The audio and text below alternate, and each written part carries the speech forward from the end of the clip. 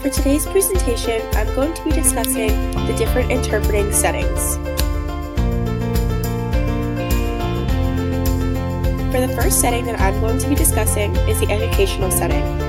Educational interpreters are amongst the most important working interpreters.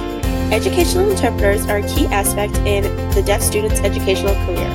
I think this is important to know since many of you in this class are education majors. My second setting that I'm going to be discussing is the legal setting. As a legal interpreter, you need specific qualifications that are separate from your national certification.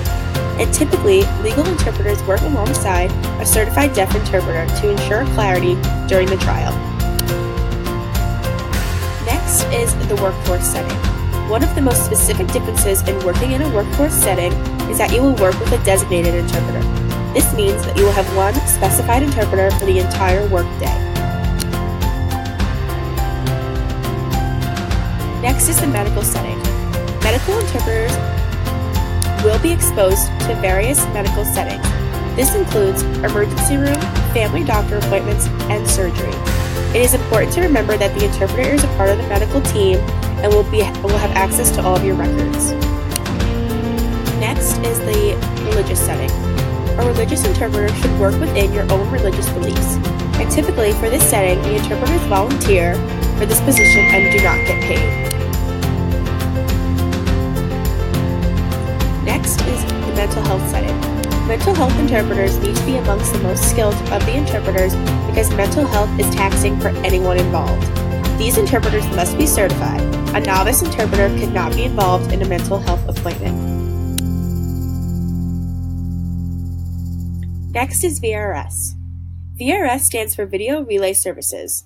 VRS is the only other interpreting job that has steady hours other than educational. Although the hours are very long and taxing, VRS is a very important setting.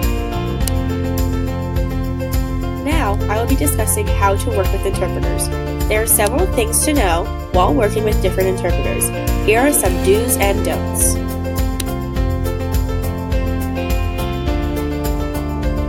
First, you should always ask the interpreter any questions you may have before starting the assignment. This will ensure clarity for the hearing client and the deaf client. Don't speak directly to the interpreter. Speak directly to the deaf client and pretend the interpreter is not there at all. This is for respect. Thanks so much for watching.